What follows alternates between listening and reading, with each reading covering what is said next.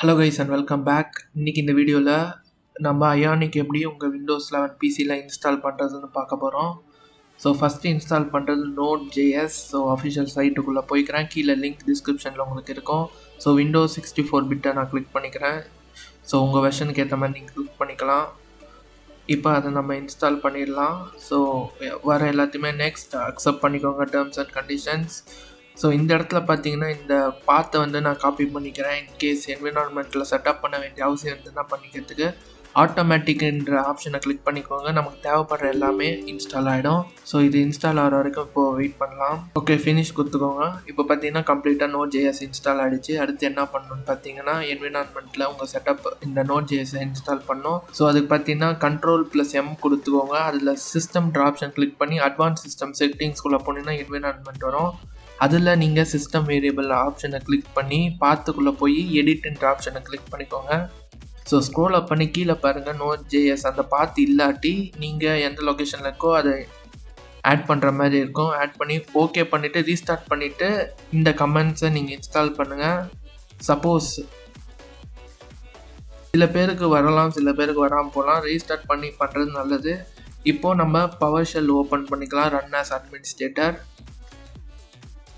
Okay, இப்போ நான் first comment நீங்கள் போடுங்க, காப்பி அண்ட் பேஸ்ட் பண்ணிக்கோங்க, என்டர் கொடுங்க. ஸோ இந்த கமெண்ட்ஸ் எல்லாம் நான் கீழே டிஸ்கிரிப்ஷனில் கொடுக்குறேன், உங்களுக்கு யூஸ்ஃபுல்லாக இருக்கும், காப்பி பண்ணி வச்சுக்கோங்க.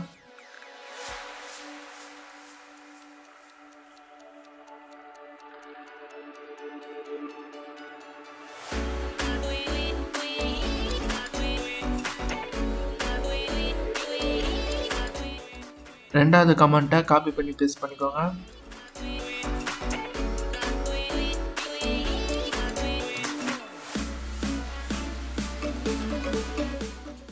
ஸோ உங்களுக்கு வேணும்னா cordova நீங்கள் இன்ஸ்டால் பண்ணிக்கலாம். ஸோ எங்களுக்கு அது தேவைப்படுது. ஸோ இப்போதைக்கு இன்ஸ்டால் பண்ணிக்கிறோம். மேக்ஸிமம் 2 போதும், ஃபஸ்ட்டு 2.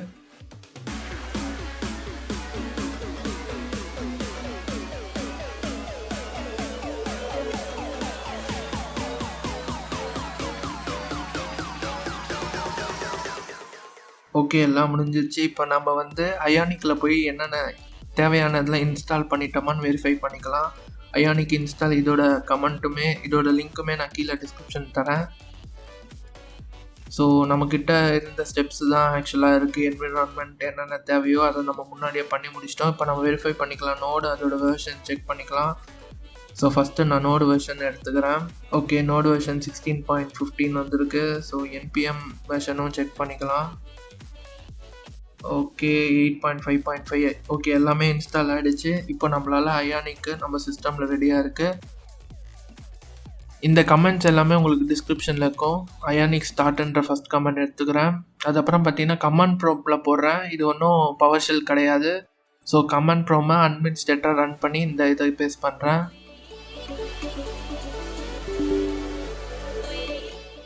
ஓகே, அளவு கொடுத்துக்கோங்க. பேஸ்ட் பண்ணோடனே பார்த்தீங்கன்னா உங்களுக்கு ஆன்லைன் விசார்டு ஓப்பன் ஆகும். உங்களுக்கு ஆன்லைனில் வேணும்னா நீங்கள் ஆன்லைன் ஆப்ஷன் சூஸ் பண்ணிக்கலாம். ஸோ அப்ளிகேஷன் நேம் சாம்பிள் கொடுத்துக்கிறேன், டேப்ஸ் கொடுத்துக்கிறேன். ஸோ ஃப்ரேம் ஒர்க் வந்து ஆங்குலர் சூஸ் பண்ணிக்கிறேன். ஸோ இந்த மெத்தட் எங்களுக்கு ஒர்க் ஆகலை. ஸோ நான் செகண்ட் மெத்தட் யூஸ் பண்ணுறேன். ஸோ அது இப்போ பார்ப்போம் என்ன பண்ணுறதுன்னு.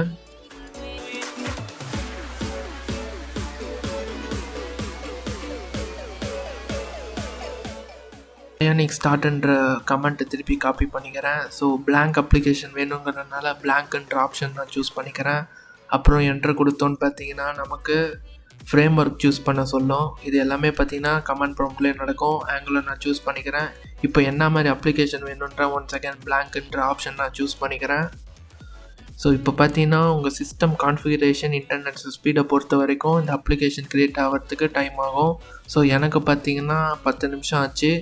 உங்களுக்கு மேபி கம்மியாகவோ இல்லை ஜாஸ்தியாகவோ ஆகலாம். கடைசி வரைக்கும் வெயிட் பண்ணுங்கள். நான் இப்போதைக்கு ஃபாஸ்ட் ஃபார்வர்ட் பண்ணுறேன் உங்கள் டைமை சேவ் பண்ணுறதுக்காக.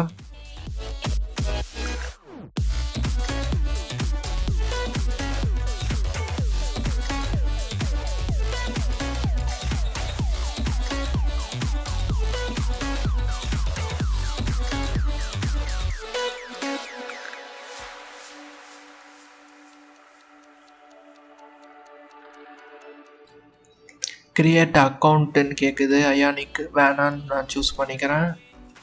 ஸோ இப்போ பார்த்தீங்கன்னா நம்ம அப்ளிகேஷன் க்ரியேட் ஆகிருந்தது. பை டிஃபால்ட்டாக எங்கே க்ரியேட் ஆகும்னு பார்த்தீங்கன்னா மேலே உங்களுக்கு லொக்கேஷனில் இருக்கும்.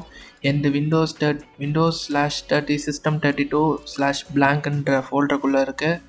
ஸோ நம்ம இப்போ அதை ஓப்பன் பண்ணி செக் பண்ணிக்கலாம் அப்ளிகேஷன் க்ரியேட் ஆகிருக்கா இல்லையான்னு. ஸோ நான் பார்த்த காப்பி பண்ணிக்கிறேன்.